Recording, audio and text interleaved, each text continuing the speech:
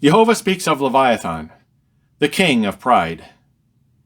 And Job's pride at last is humbled. Let us complete the book of Job as we open the Bible and think on these things.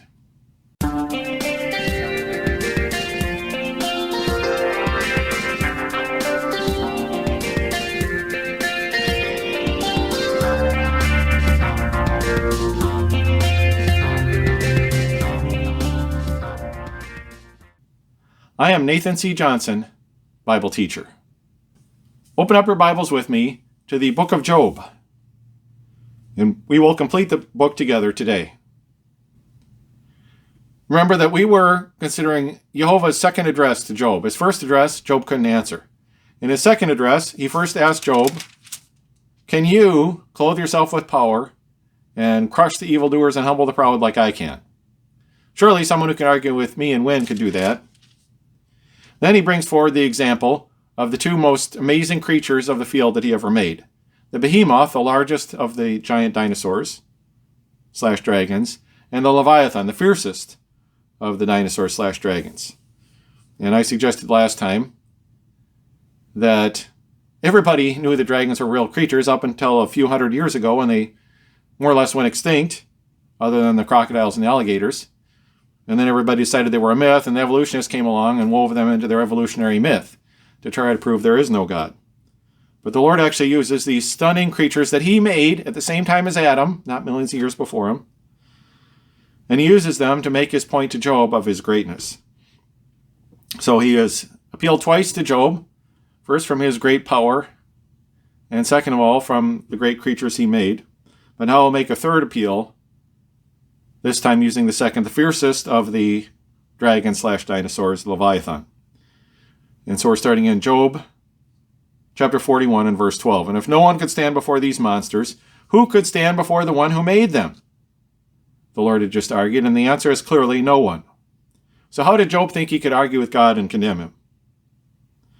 But now he goes back to Leviathan in Job 41:12. "Silence I shall not keep about his parts, his wondrous strength, his well-proportioned frame."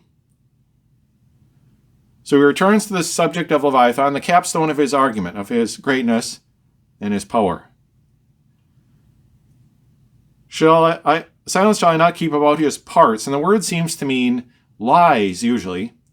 Perhaps the hollow sounds, the booming sounds he makes. His power of speech is his wondrous strength. Perhaps meaning his roar. Imagine the Leviathan, the most fearsome of all dragons / dinosaurs, had an amazing roar. And then his well-proportioned frame. He's perfectly proportioned the way God created him. How so? Verse 13, "His coat of mail, who with air stripped this off? His double row of teeth, who enters there? Who could possibly remove his coat of mail? He has such a tough hide it couldn't be removed." Now, if people skinned alligators, are there alligator skin things? Doesn't sound like an alligator, does it? And then, who can enter between his teeth? Or it could mean insert a bridle between his teeth, like you're going to ride him.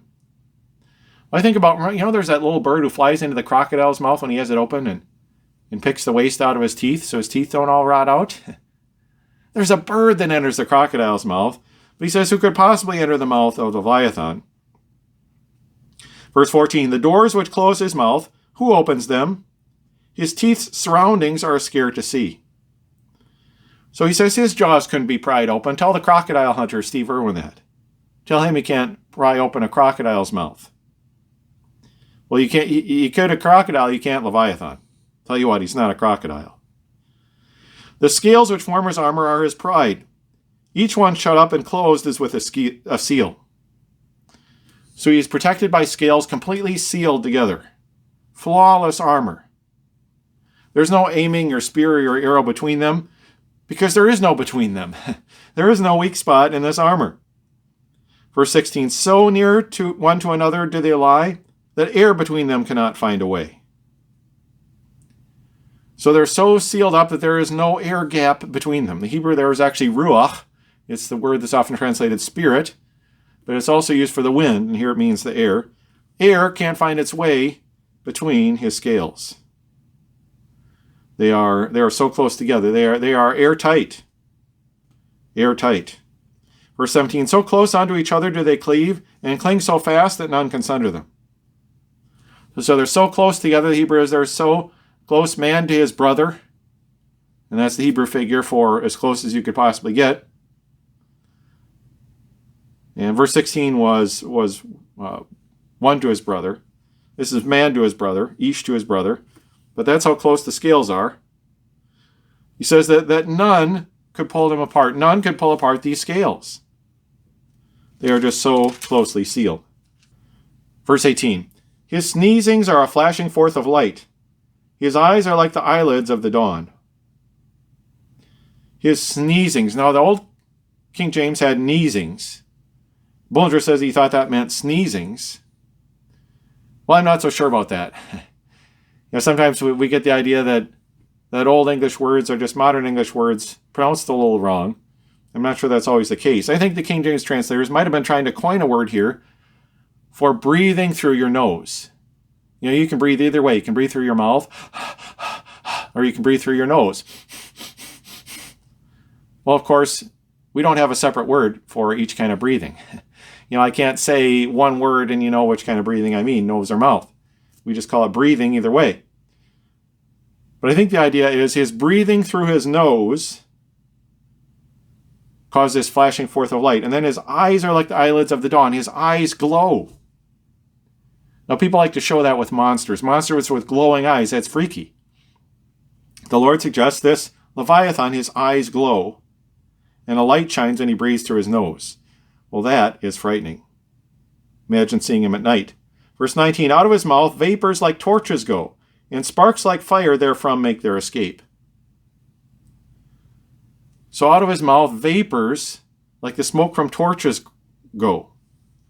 So like a torch or a lamp. You see this smoke pouring out of his mouth as if he has a lamp in his mouth. And sparks like fire therefrom make their escape. So sparks also fly out of his mouth. So when he's opened his mouth rather than breathing through his nose, smoke and sparks come out.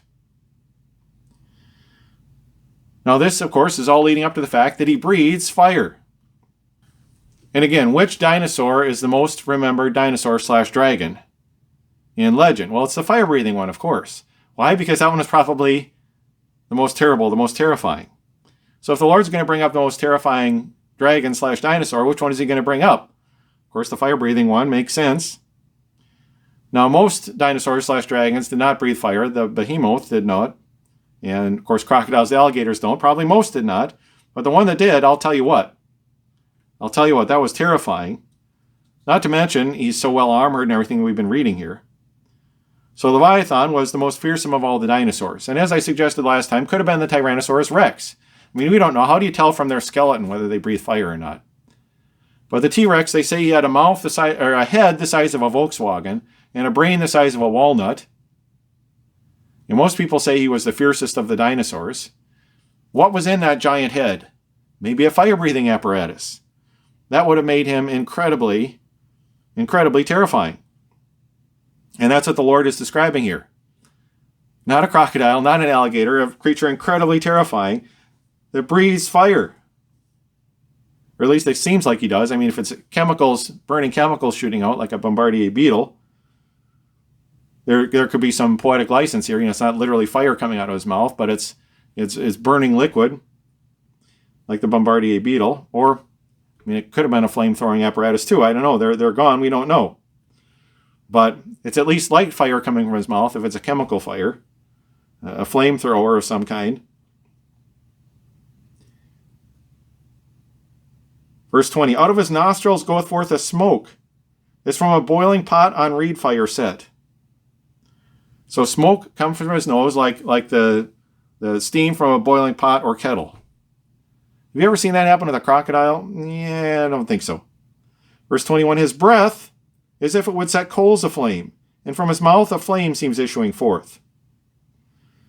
Now, of course, Bullinger, I'm reading Bullinger's translation here, and Bullinger didn't think this was a fire-breathing dragon, so he's adding words like as if and seems. Now, those words are not in the King James, and Bullinger is adding those in from his own beliefs. But no, I think this really was a fire-breathing dragon. Now his breath, that's actually his soul. He himself can kindle a fire. This being can kindle a fire, which leaps from his mouth. Sounds like a flame-throwing apparatus to me. He's describing a fire-breathing creature. A flame issues forth from his mouth. And some kind of flamethrower in his mouth.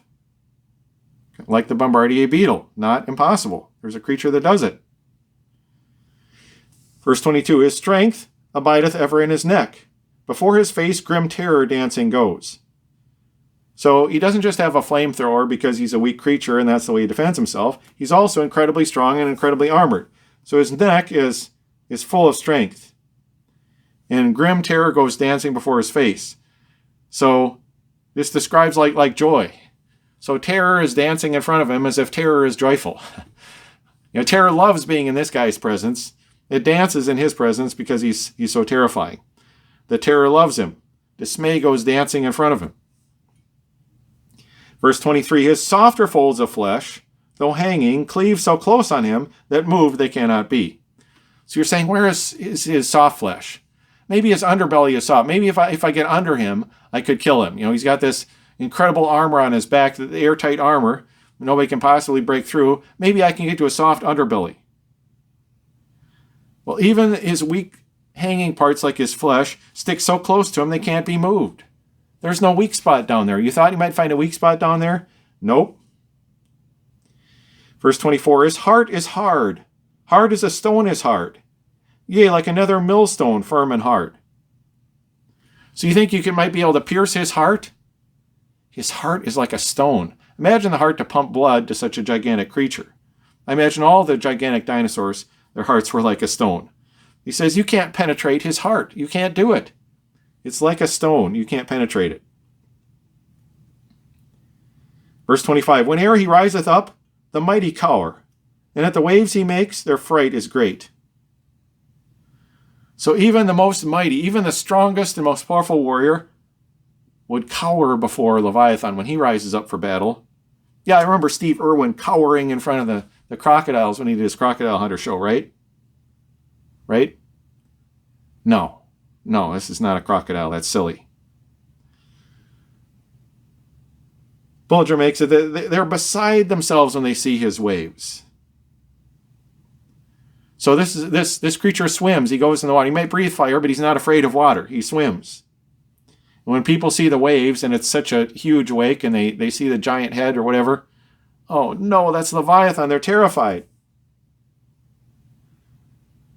Verse 26, let one encounter him, no sword will stand, no spear, nor dart, nor iron coat of mail. So no weapon would work on Leviathan.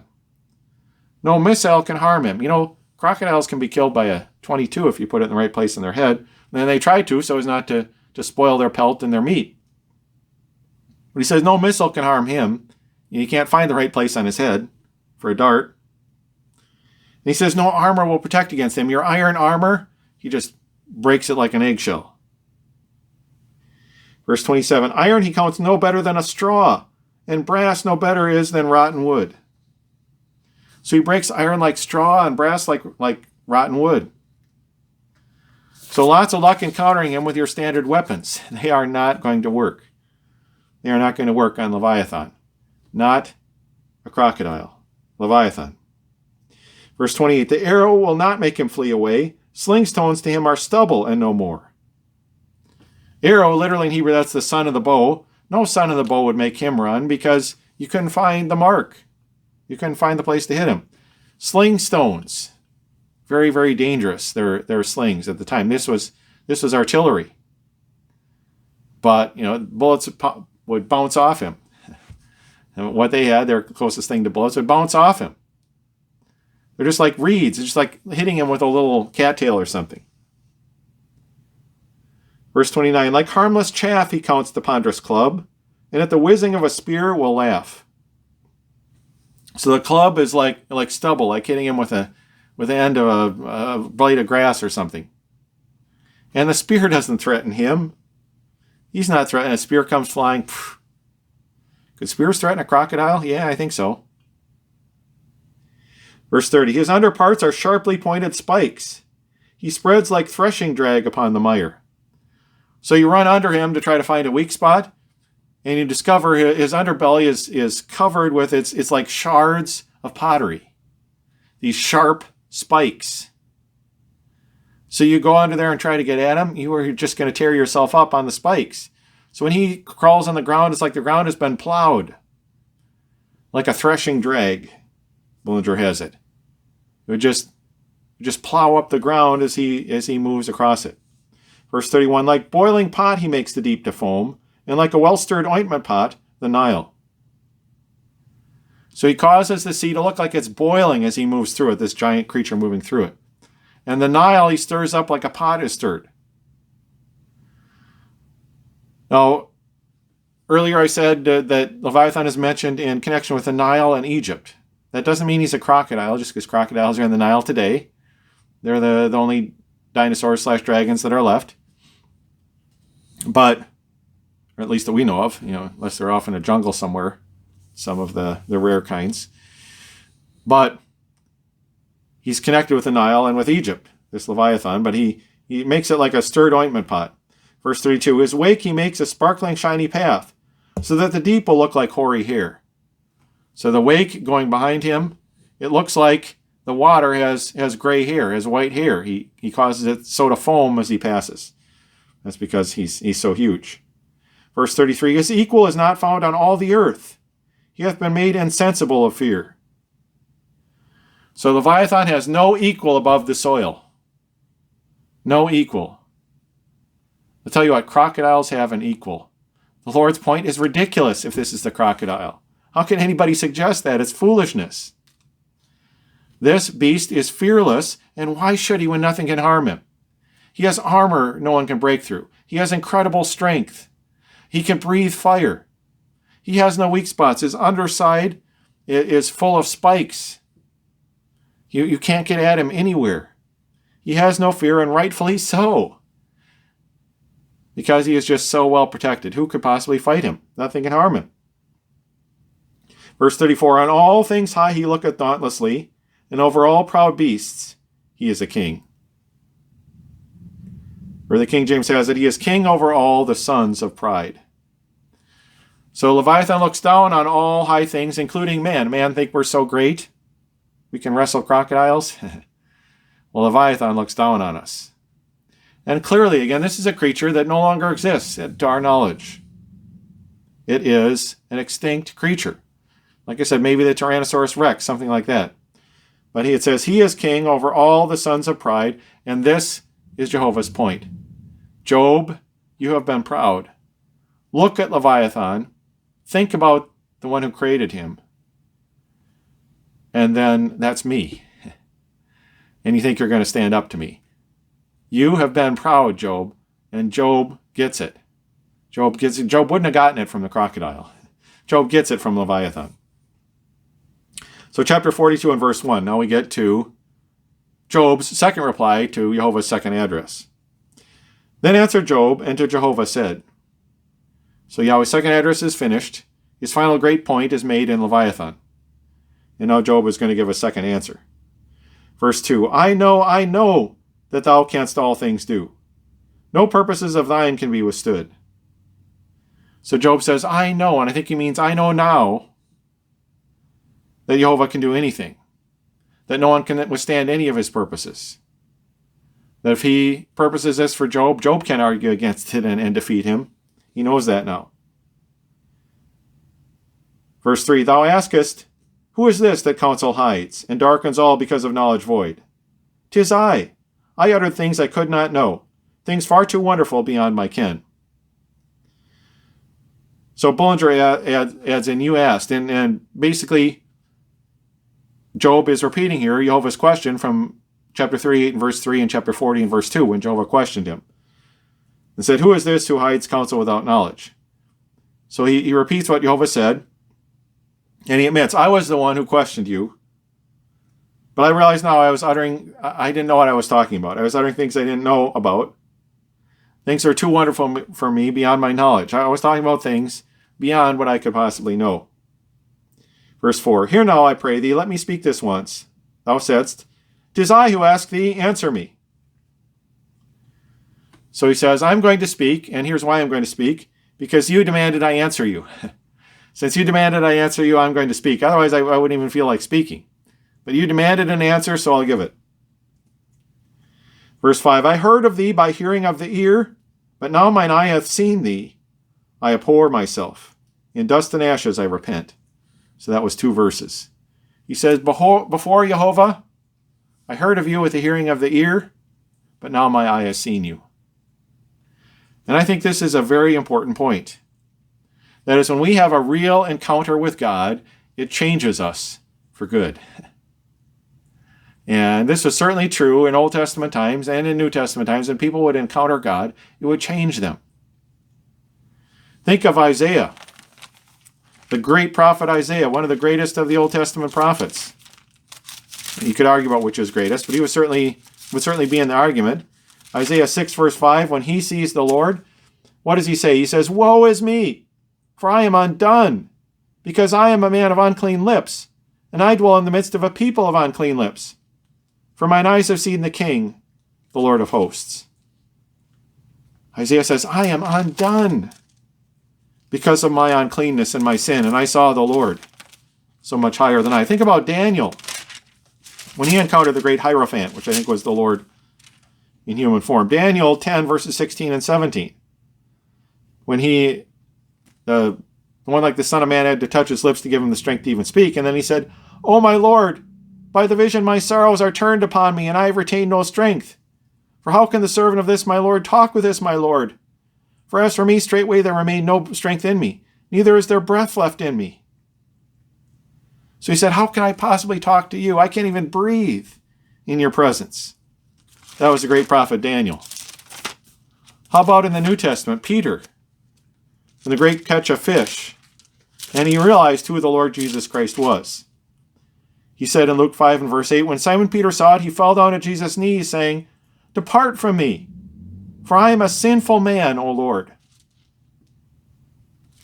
Or how about Paul on the road to Damascus? Who are you, Lord? See, a real encounter with the Lord changes those who encounter him. It changes them for good. And when we have really encountered the real God of the Bible, it changes us. You can't be the same after that. Nobody just prays a little prayer and then goes on with their life like they did before. No, that's a little prayer. That's not an encounter with God. And Job says, before I'd only heard about you, now that I've seen you, I abhor myself. See, notice that's the theme all through here. Isaiah, Daniel, everybody, their sin. They realize their sin when they encounter him and abhor themselves in his presence. So he says, I repent in dust and ashes. So he was sorry that he'd ever said that he could argue with the Lord and win. Well, that's the end of Bullinger's lyrical translation, because at this point, Job returns to prose, and it's no longer poetry. So we get to the conclusion of Job, and we will finish up the book. So just like we had an introduction in the first 2 chapters before we got into the poetic portion, now here in the last chapter, verse 7 on, we have a conclusion in prose of Job. So verse 7, going back to the King James Version, and it was so that after the Lord had spoken these words unto Job, the Lord said to Eliphaz the Temanite, My wrath is kindled against thee and against thy 2 friends, for ye have not spoken of me the thing that is right, as my servant Job hath. So notice that Yehovah mentions Eliphaz and his 2 friends. He doesn't mention the 3rd friend, Elihu. Why not? Well, I believe that's because Elihu was the mediator, and the Lord was not angry with him. But why is he angry with Eliphaz and his 2 friends, Bildad and Zophar? Because they had not spoken the truth about him like his servant Job did. When did Job speak the truth about him? All through? No, I think Job spoke the truth about him here in Job 42, 1 through 6. That's where Job spoke the truth about him. So this is Jehovah's assessment of Job's 3 friends. So we need to keep this in mind when we're reading what they said, is that they did not speak the truth. Yes, this is inspired scripture, but when scripture is quoting someone who's not speaking by inspiration, They're just like when I talk. Some things I say might be right, others are not. And these men said some wrong things, some very wrong things about Job when they said he deserved what happened to him. They said some very wrong things. So the Lord accurately quotes him. It's an inspired quotation. But what they said was not the truth. Well, that shouldn't surprise us. I mean, the Bible quotes Satan. What he said wasn't the truth. The Bible accurately quotes him, but what he said was a lie. What they said was not the truth. He says, my wrath is kindled against you because of you not speaking the truth. Verse 8, therefore, take unto you now 7 bullocks and 7 rams, and go to my servant Job, and offer up for yourselves a burnt offering. And my servant Job shall pray for you, and him will I accept, lest I deal with you after your folly, and that ye have not spoken of me the thing which is right, like my servant Job. Well, 7 bullocks and 7 rams. This was an expensive offering. But I think all these men were wealthy. Probably all 5 of the men who were in the discussion were wealthy, including Job. Well, Job lost his wealth now, but he had been wealthy before, and the other 4 were wealthy. So they could afford a rich offering. And of course, 7 is a number of perfection.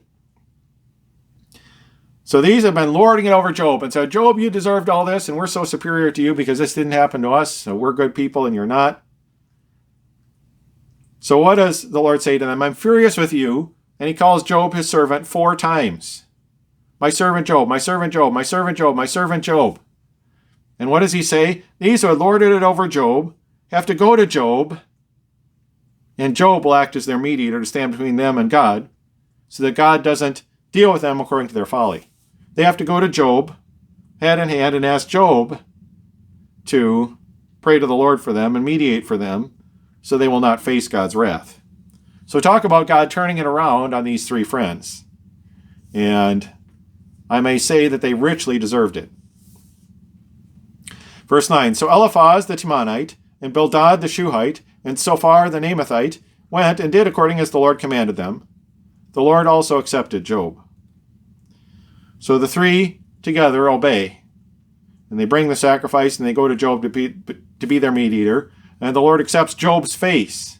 By the way, verse 8 and verse 9, it's accept his face, meaning accept his presence. Job's presence I will accept. Yours I will not, unless you have the mediator Job with you, he says to the friends. And so when Job prays for them, the Lord accepts their face. Now remember, Job is still covered with sores and ashes and rags. And yet Job says, he's my servant.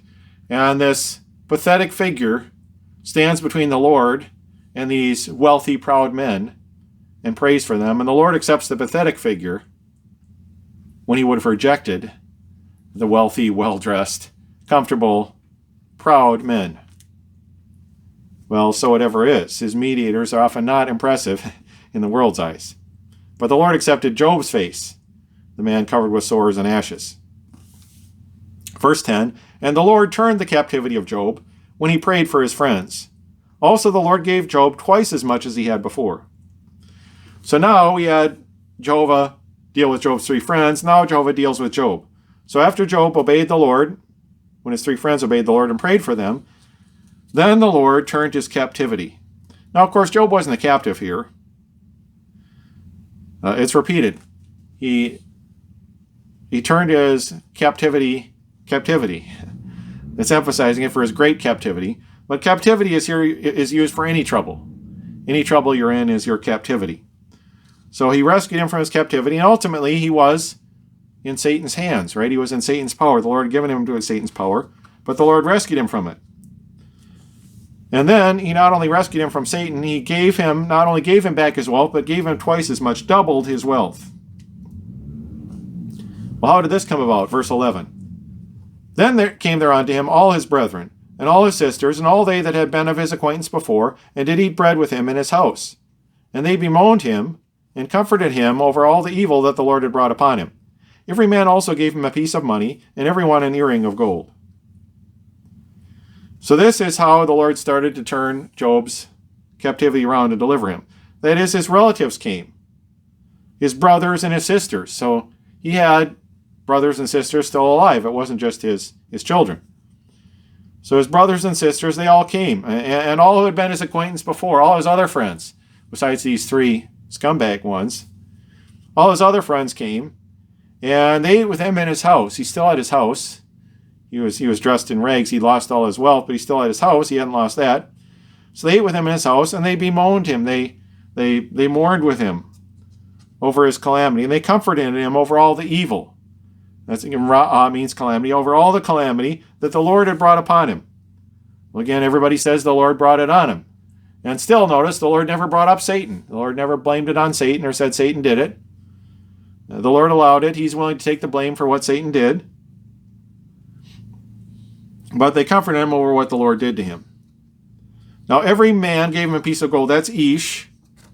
And, well, it's the word for man. Its word can be used generically. So, every one of them, and that would include his sisters, right? Every one, including the sisters, gave him a piece of money, and every one an earring of gold. That's ish again. Again, but that includes his sisters. Now, Bullinger points out that the Septuagint Greek reads differently. It says that everyone gave him a lamb and 4 drachms weight of gold, even of unstamped gold. Or it could mean they gave him a piece of gold stamped with a lamb, which could be what they had stamped on their coins. So anyway, this that they give him, his relatives, becomes a seed money, and the Lord blesses it, and it grows and expands tremendously, and he gets all his wealth back and double. Verse 12, so the Lord blessed the latter end of Job more than his beginning, for he had 14,000 sheep, and 6,000 camels, and 1,000 yoke of oxen, and 1,000 she-asses. So the Lord blessed the latter end of Job. That's Acherith, the result. This doesn't mean it was the end of him. But it blessed him as a result of all this. He blessed him more than the beginning. So this was his resultant state, not his last state. For he had 14,000 sheep. Now remember, he'd started with 7,000 sheep was his wealth before. Now he had 14,000 double. He'd had 3,000 camels before. Now he has 6,000 camels. He had 500 yoke of oxen before. Now he has 1,000. He had 500 she-asses before. Now he has 1,000. 1,000 female donkeys. So his wealth is doubled. But I think verse 13 is very interesting. He had also 7 sons and 3 daughters. Well, wait a minute. This wasn't doubled. He had 7 sons and 3 daughters before. So why is this not doubled? Well, I think this is very important, and it shows the Lord's sensitivity and understanding here. And that is, if you lose a child and then have another one, could that new child replace the one you lost? No. No, of course, a new child could never replace the one you lost. It might comfort you for the one you lost, but it could never replace the one you lost. And to try to replace one child with 2 children, like, oh, this makes up for it. You get double. Who cares that you lost the old ones? No. No, see, that would be an insult. So what does the Lord say? By giving you the same number of children, I am giving you double the children. You see, I am giving you double the children. It's just half your children are dead and half of them are alive, but you still have double the children. And the Lord understands that. You say, how can anybody who hadn't lost a child himself understand it? Well, the Lord does. The Lord always understands. He did double the number. And see, Job will get all of them. They're all dead, right? All 14 sons, all 6 daughters. They're all dead now. But Job will get them all back in the resurrection. So he doubled his sons and daughters when he gave them the same number. Verse 13, and he called the name of the first, this is of the daughter, Jemimah, and the name of the second, Keziah, and the name of the third, Keren-Hapuk. So Jemimah means beautiful as the day, or beautiful as a dove. And Keziah means fragrant like cassia, or like, that's a type of cinnamon, fragrant like cinnamon. And Keren-Hapuk means horn of beauty, or horn of plenty. So these were the names of his daughters. Verse 15, and in all the land were no women found so fair as the daughters of Job. And their father gave them inheritance among their brethren. So it makes a big deal out of his daughters, more than his 7 sons, interestingly. So in all the land, that's Eretz. It can mean all the earth. In this context, I think it means land. There were no women found, Ishah. No women found as beautiful as the daughters of Job. Now, what's the point of this? Well, I think the point of this is the magnanimity of Jehovah's subsequent blessing. It's like it's telling us he didn't just double Job's wealth, he actually added splendor to it. Just like he added splendor to his daughters. His first 3 daughters weren't the most beautiful in all the land, but his last 3 daughters were. So if Jehovah did that with his daughters, what do you think he did with everything else he gave Job? He not only doubled it, he also added splendor. So he says he gave them inheritance among their brethren. Now women generally got their portion of the inheritance when they got married, because then they would leave their father's house and go to their husband's house, and that's when they got their inheritance. So this isn't saying that didn't happen, but it means that they did get an inheritance just like their brothers did. And maybe it is saying when he died he also left them something even though they were already married and had gotten a dowry. So he was very good to his daughters just like he was to his sons, which was not everybody was in those days. So Job was not what we would call sexist. He loved his daughters just like his sons. Again, good mark on Job. Verse 16, after this lived Job 140 years, and saw his sons and his sons' sons, even 4 generations. So here we get to the conclusion of Job's life. Now, assuming that the Lord doubling everything for him also means he doubled his lifespan, that would mean that Job was 70 years old when all this happened. So he lived to 210. Now, some people have tried to say, maybe we can figure out from 210 years old when in the Bible, in the Old Testament, were people living 210 years, and then it'll tell us when Job lived. Well, wait a minute. If the Lord's doubling of everything he gave Job was a special blessing, this might have been past when most people lived that long, but the Lord gave Job an extra long life so that he would double his years. So I don't think we can figure out when Job lived by seeing when were people living about 210 years. No, maybe, but I kind of doubt it. I think this 140 years included a doubling. But then he saw his sons and his grandsons, and then up to 4 generations. Great-grandsons, great-great-grandsons. 4 generations of children. Well, you would if you lived 140 years, wouldn't you? Verse 17, so Job died being old and full of days. And full there means satisfied with days. He was satisfied with his lifespan. He lived long enough. He was ready to pass from this life and await the resurrection when he'll enter his final reward. Now this is the end of the book of Job in the Hebrew. Interestingly, though, the Septuagint has an expanded end to Job. And the way it reads, it's clearly not original. It was an ancient footnote that accidentally got put into the text. That could happen sometimes. But it's an interesting footnote from the time of the translation of the Septuagint, the Greek version of the Old Testament. And the Septuagint end of Job, we read about in Bullinger's Appendix 52 of his 62, of his companion Bible. He says, in the Septuagint translation of the Old Testament into Greek, there's a long subscription. A similar subscription is found in the Arabic version. It professes to be taken out of the Syriac book, in other words, the Aramaic translation of Job, but there is nothing to be found of it in the Syriac version as published in Walton's Polyglot. That would have been the common Syriac at Bullinger's time. It was doubtless written BC, before Christ. It is interesting, especially when compared with the notes on page 666. That was about Bullinger arguing about who Job might have been. But what authority there is for it is not stated.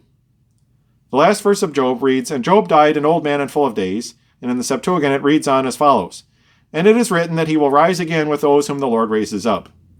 Well, that doesn't sound like how the Lord would say things. He would say he will rise up. But anyway, this man is described in the Syriac book as dwelling in the land of Ausis, on the borders of Idumea and Arabia, and his name before was Jobab. And having taken an Arabian wife, he begat a son whose name was Enon.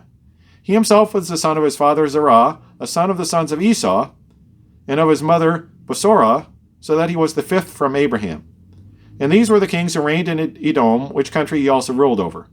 First Balak the son of Beor, and the name of his city was Dinaba. After Balak, Jobab, who was called Job. And after him Asom, who was governor out of the country of Thaman. And after him Adad, the son of Barad, that destroyed Madiam in the plain of Moab. And the name of his city was Gethaim. And the friends that came to him were Eliphaz of the sons of Esau, king of the Thamanites, Baldad, sovereign of the Sakians, Sophar, king of the Manaeans. So that's the Septuagint end. The Septuagint's opinion of who Job was and who his friends were. Well, Does that mean that's absolutely true? Well, no. I mean, the Septuagint was translated in probably starting in the 2nd century BC. And Job lived around the time of Moses, maybe 1600 BC, something like that. So this is more than 1,000 years later. It's like if people would ask us in the United States, well, you must know about things in the colonial days, 500 years ago, colonial days in the U.S. Well, maybe we would know more than people in other countries, but that's a long time ago. And so, things like the lost Roanoke colony, how would we know? If they didn't know at the time, we certainly don't know now.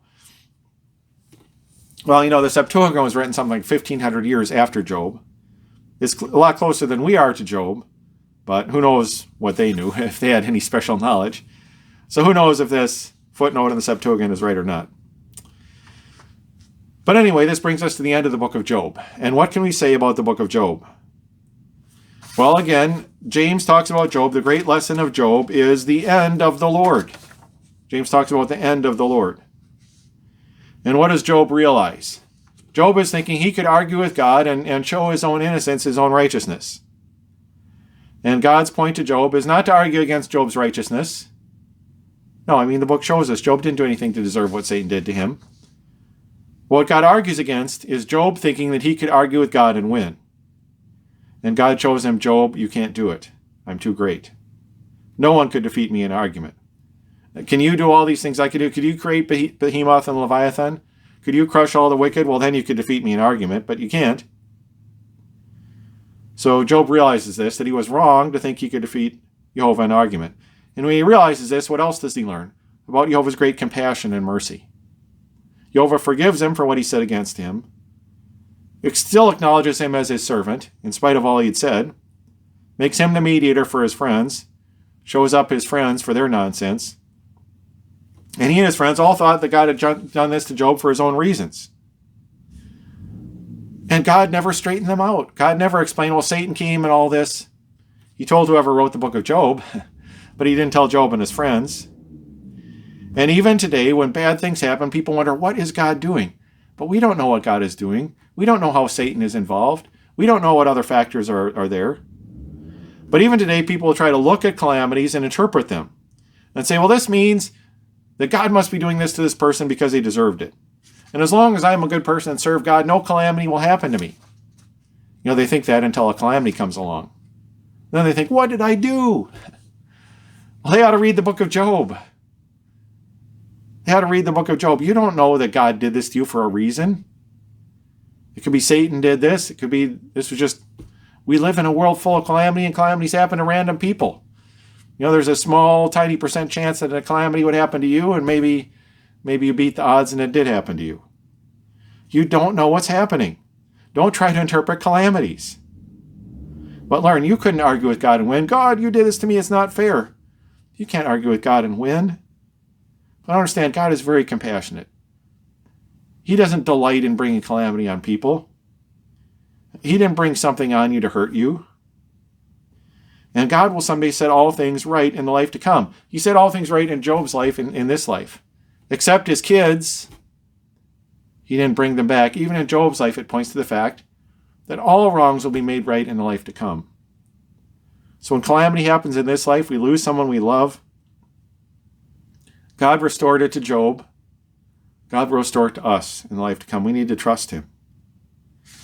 So we all need to learn the lesson of Job. The greatness of God, you can't possibly defeat him in argument, but also his goodness. Satan is the wicked one. Satan is the sadistic one. Satan is the one who hates you and wants your ill. God wants you good. God can restore everything you've lost because of Satan. He can restore it, and he will restore it. So believe. Job's lesson is believe in God's greatness, believe in God's goodness, and don't try to become junior prophet interpreting calamities. Don't think God brought it on you. Don't think either you did something, he had a reason, or else he's capricious, he didn't have a reason. You don't know what he was doing. You don't know how Satan was involved. You don't know how any human being was involved. You don't know. So you need to leave it in the hand of God, and you need to trust him. You need to learn the lesson of Job. If you've enjoyed this, please press like below.